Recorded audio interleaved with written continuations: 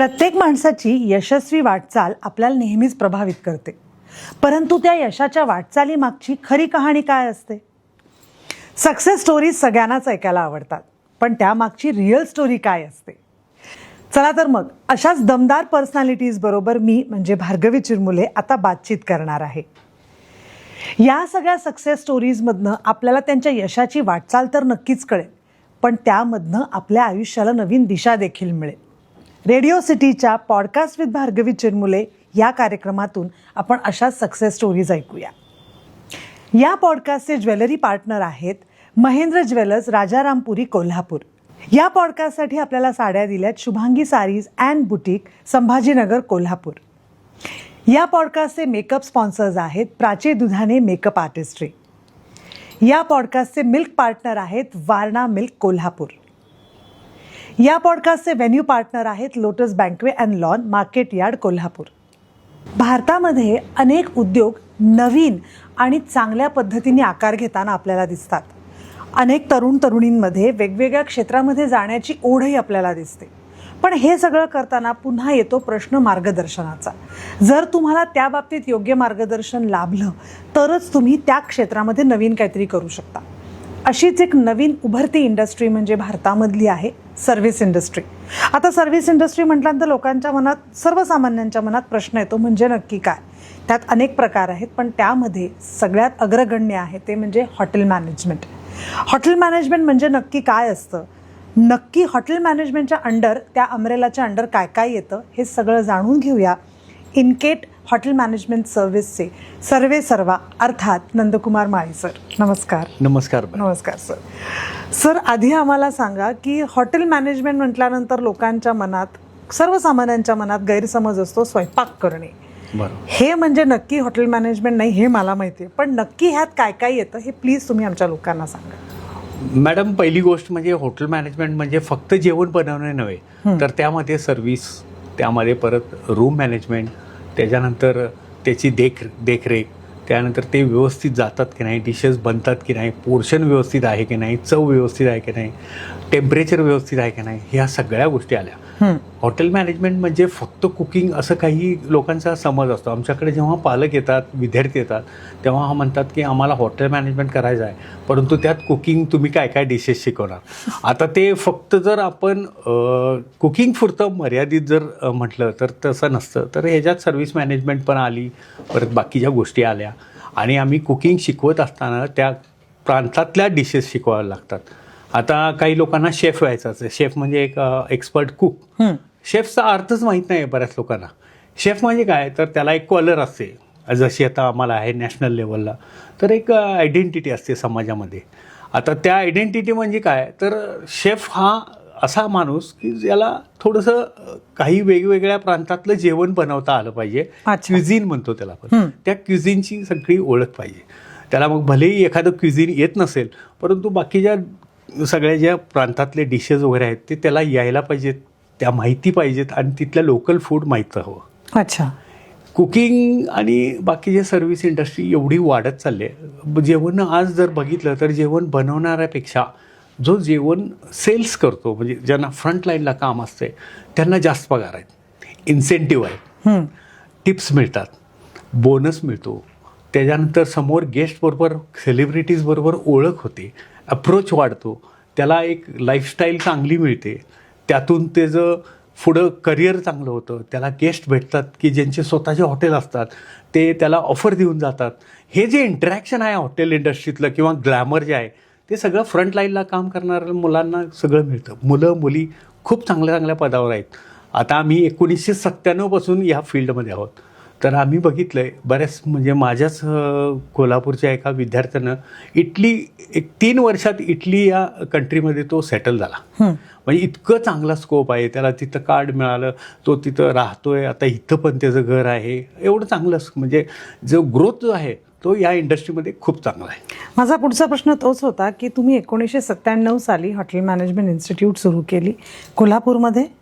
कोल्हापूर, मग तेव्हा तर फार काही नसेलच काही. लोकांना 5 स्टार हॉटेल काय असतं, हॉटेल इंडस्ट्री काय आहे, 1997ला काही माहीत नव्हतं. मी जेव्हा सुरुवात केली त्याचं इन्स्पिरेशन असं होतं की हॉटेल जे आहे शालिनी पॅलेस इथले ओनर सौगले सर यांनी मला सांगितलं की तू ह्या हॉटेल मॅनेजमेंटचं जे जागा वगैरे शोधतेस ना तू माझ्या इथं कर. त्यांनी जागा दिली आम्हाला, काही भाडं दिलं नाही, द्यायला लागलं नाही, काही नाही. त्यांनी तिथं ते सेटल करायला लावली मला आणि ते म्हटले तू फार चांगलं काम करतोस. पण त्यावेळी लोकांना त्या इंडस्ट्रीची माहितीही नव्हती आणि मोजके हॉटेल होते. पंचशील, अयोध्या असे एक ठराविक हॉटेल होते. ती ह्या हॉटेल्समध्येच फक्त लोक जायचे. आत्ता फूड इंडस्ट्री सगळ्यात म्हणजे टॉपला आहे. जेव्हा कोरोना पॅन्डेमिक आलं तेव्हा तुम्ही बघितलं असाल हॉस्पिटल आणि हॉटेल्स एवढे दोनच इंडस्ट्री चालू होत्या. झोमॅटो स्विगी ह्या लोकांनी सर्व्हिसेस दिल्या. लोकांना जेवण तर हवं होतं, मेडिकल सर्व्हिसेस हवं होत्या. आम्ही दोन्ही इंडस्ट्री चांगल्या पद्धतीने कार्यरत राहिलो. हे त्यातलं इम्पॉर्टंट आहे. पण मग जेव्हा 97ला सुरू केलं तेव्हा तर काही कॉम्पिटिशन नसेल? कॉम्पिटिशन नव्हती आणि लोकांना नॉलेजही नव्हतं. कॉम्पिटिशन निर्माण कसं केलं सर तुम्ही? कॉम्पिटिशन झालंच नाही. कॉम्पिटिशन तर नव्हतंच कारण का लोकांना अवेअरनेस नव्हतं. अक्षरशः लोकांची गॅरंटी घेतली की जॉब लावतो किंवा आम्ही तुम्हाला सर्व्हिसेस देतो आणि नंतर आम्हाला पेमेंट द्या. हे धाडस मात्र मी त्यावेळी केलं कारण का त्यावेळी मुलांच्याकडं हे वेगळं स्किल आहे, हे वेगळी इंडस्ट्री आहे हे माहिती देखील नव्हतं. हे क्षेत्र आपण शिक्षणाच्या कुठल्या वर्षानंतर करू शकतो? म्हणजे शैक्षणिक पात्रता काय असावी लागते? जनरली 12वी नंतर, कारण का मुलांची 18 वर्ष पूर्ण लागतात. एम्प्लॉयमेंट करायचं म्हटलं तर त्यांना हॉटेलला जाण्यासाठी त्यांना 18 वर्ष पूर्ण लागतात. कामावरती इंटर्नशिप जरी घ्यायची म्हटली तरी त्याला 18 पूर्ण लागतात. मग आम्ही 12वी झालेले घेतो.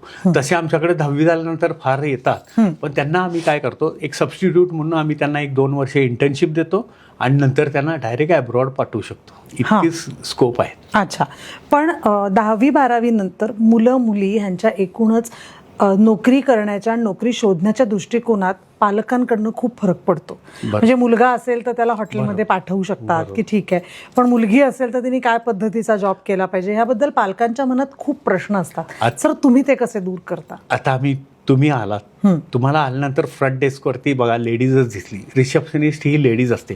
हॉस्पिटल्स असो किंवा आता बऱ्याचशाच ठिकाणी कुठल्याही ट्रॅव्हल एजन्सीमध्ये जावा, हॉटेल्समध्ये जावा, हॉस्पिटल्समध्ये जावा, कुठेही जावा तर फ्रंट डेस्कला रिसेप्शनिस्ट लेडीज असते. आता त्यातून ओळखा की लेडीज ही का ठेवली जाते, तर त्यांचं एकतर स्माइलिंग फेस, त्यांचा अप्रोच, त्यांचं डिटर्मिनेशन, कामावरती लक्ष, हसतमुखाने सर्व्हिस देणे, ह्या सगळ्या गोष्टीला लेडीजच लागतात. मुलींच्या पालकांना म्हणजे आम्ही सगळ्यांना हेच समजावून सांगतो की बाबा तुम्ही या फ्रंट लाईनला काम करणाऱ्या सगळ्या ज्या एक्सपर्ट आहेत, आत्ता तर किचनमध्ये देखील लेडीज घेतात. कारण पूर्वी शेफ पुरुषच असायचे. म्हणजे ती स्टोरी मी ऐकली आहे की फक्त पुरुष असायचे. आता डॉमिनेट करतात सगळ्या लेडीज. कारण का जे बेकरी आयटम जे जातात, डेझर्ट्स जे जातात ते नाजूक हाताने बनवले जातात आणि मुलांच्यापेक्षा मुलींच्यामध्ये मेहंदीपासूनची कला जी असते ती नाजूक हाताने ते हाताळायचे, ती डिझाईन करायची, ते रांगोळी काढायची, हे जे एक्सपर्टाईज असतात त्या मुली बेस्ट आहेत पेस्ट्री आणि केक आणि डिझायनिंगचा, डेकोरेशनला.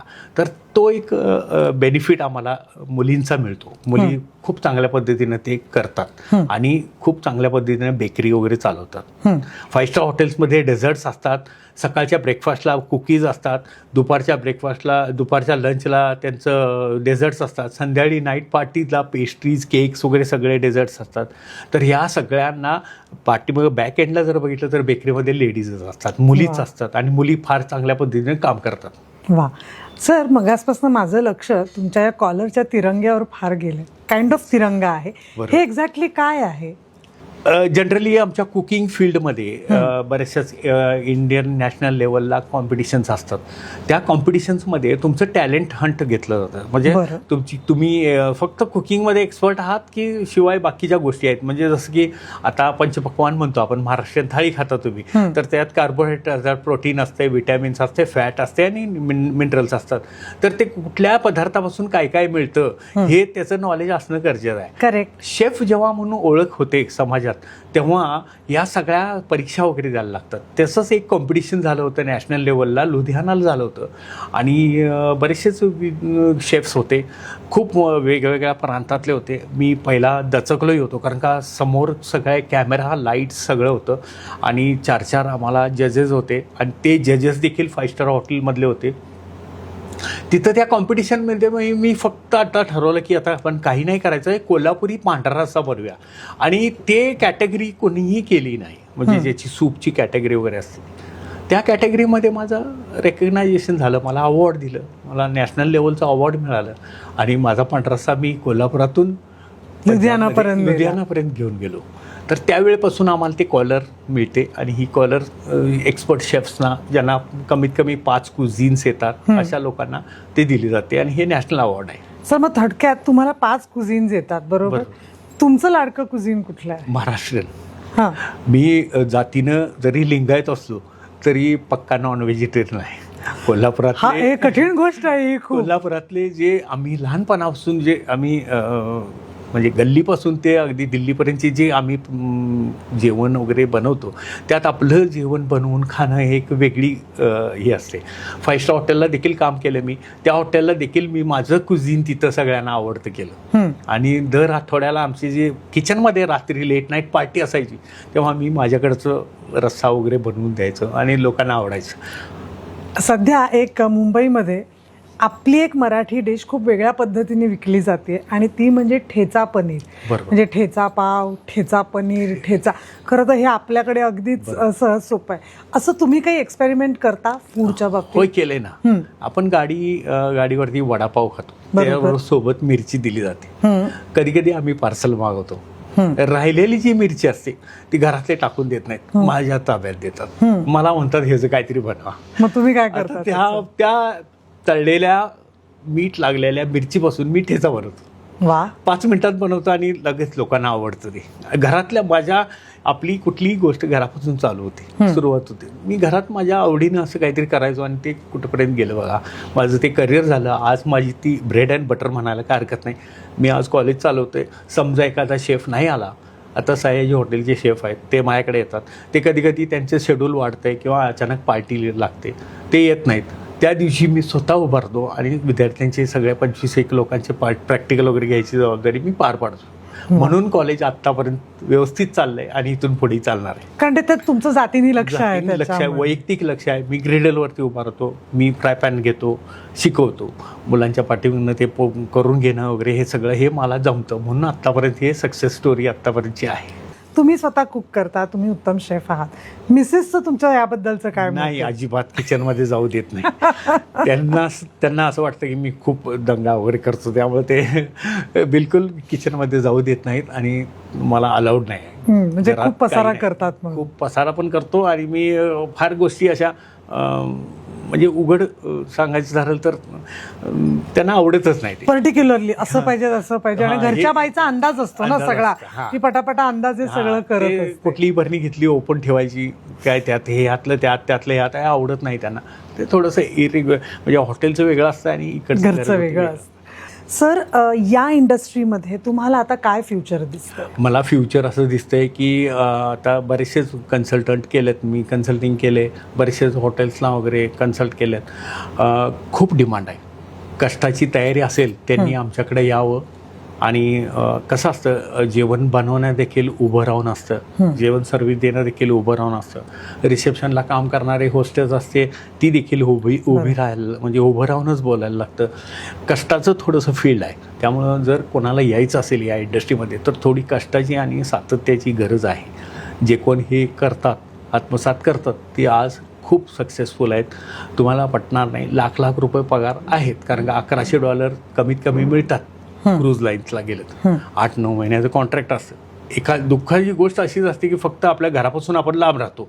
विद्यार्थी तेवढं सण जे करतो, जो पुन्हा बॉम्बेला जातो तो मग मात्र ॲब्रॉड पण जातो आणि शिपवरती पण जातो. घरापासून लांब राहायची ज्याला सवय आहे किंवा जर थोडंसं आत्मसात करून घेतलं तो खूप सक्सेसफुल होतो. सर, हे झालं घरापासून लांब जाणं आणि आपण जे कम्फर्ट झोनच्या पलीकडे जाऊन काम करणं हे असतं. पण हॉटेल मॅनेजमेंट हा विषय मेट्रो सिटीजमध्ये म्हणजे मुंबई, पुणे, त्याच्यानंतर दिल्ली वगैरे सगळीकडे खूप आहे. थोडंसं 2 tier सिटीज म्हणजे कोल्हापूर येतं किंवा कोल्हापूरच्या पुढे ग्रामीण भाग आहे, त्या भागामध्ये या प्रोफेशनविषयी किंवा या कामाविषयी तेवढी जागरूकता नाही आहे. हॉटेलमध्ये नोकरी करणार म्हणजे तू काय पोऱ्या होणार का, तू काय स्वयंपाकी होणार का किंवा असं. पण ग्रामीण मुलांमध्ये खूप टॅलेंट आहे हे आपल्याला दिसतं. मग तुम्ही त्यांच्यासाठी काही करता का? आम्ही काय करतो, ग्रामीण भागातले जर मुलं आले तर त्यांच्यासाठी आम्ही काय करतो, तुला काय येतंय ते बनवून दाखव. त्याचा टॅलेंट शोधतो आम्ही ते. आता त्यानं काय केलेलं असते, 4 मित्र घ्यायचे, कुठेतरी जायचं, जत्रा असते, हे असते, पार्टी असते, म्हणजे बऱ्याचशाच गोष्टी केलेल्या असतात. त्यातून त्याचं थोडंसं टॅलेंट आम्ही चेक करतो आणि त्याला जे आवडणारं क्युझिन आहे, म्हणजे त्याला जे आवडणारं गावरान पद्धतीचं किंवा ग्रामीण भागातलं जेवण आहे, ते आज मेनू कार्डवरती आलं आहे. 5 स्टारच्या मेनू कार्डवरती खरडा चिकन कधी नव्हतं, आता खरडा चिकन आलं आहे, काळं मटण आलं आहे, काला घोस्ट होतं परंतु ते नॉर्थ इंडियन होतं. आता दही का काला घोस्ट असं एक 5 स्टार हॉटेलमध्ये मी डिश बघितली आणि ती मागवली. तर त्यात काय होतं माहीत आहे काय, अगदी ग्रामीण भागातला मसाला ठेचा बरोबर आणि थोडंसं ते काळं झालं शिजवलेलं काळ्या मसाल्यातलं मटण, इतकं छान ते दिलं होतं आणि ते प्रिपरेशन पण चांगलं होतं. आणि मी हे म्हटलं की ही जी डिश आहे ती ही ग्रामीण भागातली आहे. आता ग्रामीण भागातली डिशेस देखील 5 स्टारच्या मेनू कार्डावरती आले. बरोबर. मग त्या दिशेनं त्या विद्यार्थ्याला घडवलं जातं आणि तो त्या क्युझिनमध्ये जातो. आता मेनू कार्ड जर बघितलं 5 स्टार हॉटेलचं तर त्याच्यात अनेक भाग असतात. चायनीज असते, इंडियन असते, कॉन्टिनेंटल असते किंवा तुमचं पंजाबी असते, काही असेल. त्या क्युझिनचा एक कुक असतो. आज किचनमध्ये बघितलं तर हे एक माणूस सगळं बनवत नसतो. वेगवेगळ्या पदार्थांचे, वेगवेगळ्या क्युझिनची वेगवेगळी माणसं असतात, ते बनवत असतात. त्यात इंडियन क्युझिनमधलं ग्रामीण लोकल पण येते ना, तर लोकल नावाने येते आणि लोकल नावाचे डिशेस बनवणारे आत किचनमध्ये लोक घ्यायला लागलेत. आता 5 स्टार हॉटेलला घ्यायला लागले. आम्हाला तशी रिक्वायरमेंट आहे आणि आम्ही रिक्वायरमेंट पुरी करू शकत नाही कारण का आमच्याकडे बॅचेस खूप कमी होतात. लोक यांच्याकडे पूर्वी आहे ना फक्त इंजिनिअरिंग आणि मेडिकल 2च क्षेत्र. तू काय होणार, इंजिनियर होणार का डॉक्टर होणार. आत्ता तसं नाही. आत्ता त्याच्या पॅरलला आत्ता म्हणतात की शेफ्स व्हायचं आहे किंवा ह्या इंडियन कुकिंग इंडस्ट्रीमध्ये जायचं आहे. फूड इंडस्ट्री वाढत चालली, पॅकेजिंग इंडस्ट्री वाढली, फूड पॅकेट्स यायला लागले, रेडीमेड यायला लागले, मेयोनीज आता यायला लागले. मेयोनीज अगोदर आम्ही पूर्वी तयार करायचो आणि आश्चर्यानं सगळे शेफ्स बघत बसायचे कसं तयार होते, ते खाता येते काय, टेस्ट बघायचे. आता मेयोनीजचे प्रकार पण आले. बरोबर. म्हणजे व्हेज मेयोनीज पण आले, व्हेज मेयोनीज आले, मिंट मेयोनीज आले, चिली मेयोनीज आले, तंदुरी मेयोनीज आले, मसाला मेयोनीज आले, अनेक पदार्थ. म्हणजे आपल्याकडे वेळ कमत आहे, बरोबर, खूप डिशेस आले. म्हणजे तयार पॅकेट्स यायला लागले. आणि टोमॅटो सॉसमध्ये तर प्रकार आता फक्त 2च नाही राहिले, आता बरेचसे झालेत. चिली टोमॅटो आले, केचप आले. त्यावेळी पहिला फक्त टोमॅटो सॉस असायचा, तर आता आणि हे पॅकेट्समध्ये यायला लागले. आता मोठी इंडस्ट्री आहे, मोठे हे झाले. आता बऱ्याचशाच गोष्टी तयार करायला हे जे सॉसेस लागायचे हे आम्ही पूर्वी तयार करायचो, तर आता हे तयार यायला लागले. म्हणजे आता कुकिंग पण सोपं होत झालं. पण जशा गोष्टी सोप्या होतात तशी कॉम्पिटिशन वाढत जाते. मग 97 पासून तुम्ही सुरू केलेली ही इन्स्टिट्यूट, आज कोल्हापूरमध्ये पण अनेक इन्स्टिट्यूट असतील ज्या हॉटेल मॅनेजमेंट शिकवतात. तुमच्यात आणि त्यांच्यात काय फरक आहे असं तुम्हाला जाणवतं? मला फक्त माझ्याबद्दल बोलता येते की मी माझ्या दिशेने चाललो आहे. मला हे या पद्धतीने करायचं आहे. आम्ही क्वालिटी मेंटेन केलेले आहे, प्लेसमेंट चांगली देतो. त्यानंतर आम्ही दुसरी गोष्ट म्हणजे पालकांच्याकडनं जास्त फी घेत नाही. आम्ही निम्मी फी पालकांच्याकडनं घेतो. निम्मी फी मुलग्याला किंवा मुलगीला संध्याकाळी चांगल्या प्रीमियम, कोल्हापुरातल्या चांगल्या प्रीमियम हॉटेल्समध्ये कामाला पाठवतो, जेणेकरून त्याचा फ्रेशरचा टॅग जातो आणि शिवाय त्याला हातात पैसेही मिळतात. बरोबर. आता माझ्याकडे काही विद्यार्थी आहेत ज्यांच्या फर्स्ट इयर कम्प्लिशनला आयफोन हातात आहेत. आता त्या आयफोनचा हप्ता कोण भरतंय म्हटल्यानंतर आम्ही भरतोय म्हटले, ओव्हर टाईम वगैरे करून. फार चांगली इंडस्ट्री आहे. आपल्या ह्या इंडस्ट्रीमध्ये डबा घेऊन जेवायला जायला लागत नाही. तिथं जेवण असतं, राहण्याची सोय असते, स्वच्छ युनिफॉर्म असतो, चांगल्या पद्धतीचं डिसेंट वातावरण असते आणि AC. आता आपण बसलो AC मध्ये आहोत. हॉटेलमध्ये नेहमी हे चांगल्या वातावरणात काम करायला मिळतं आणि या पद्धतीनं ते मुलं पुढं जातात. कोल्हापूरमध्ये गेल्या 5-6 वर्षात खूप प्रमाणात हॉटेल्सचं प्रमाण वाढले, रेस्टॉरंटचं प्रमाण वाढले, कॅफेजचं प्रमाण वाढले. म्हणजे मी अनेक वर्षांपूर्वी येणारे कोल्हापूर आणि आता म्हणजे इथे खूप 5 स्टार्स झाले आहेत, इथे वेगवेगळे कॅफेज मला बघायला मिळतात. मग या सगळ्यांना आपण काहीतरी एक वेगळी मुलं आपल्या इन्स्टिट्यूटमधनं जाऊन काम करताना तुम्ही बघता का? होय, बघतो. आम्ही जेव्हा ॲडमिशन घेतो तेव्हाच सांगतो की ही फी निम्मी आईवडिलांच्याकडून घ्या, निम्मी तुम्ही भरवा. तुम्ही कसं भरणार, तर तुम्ही कामाला जावा, जेणेकरून आम्हाला सकाळी परत दुसऱ्या दिवशी आल्यानंतर कॉलेजवरती त्याला प्रश्न विचारता येतात, रोज त्यांचं इंटरॅक्शन होतं, रोज गेस्ट हाताळतात.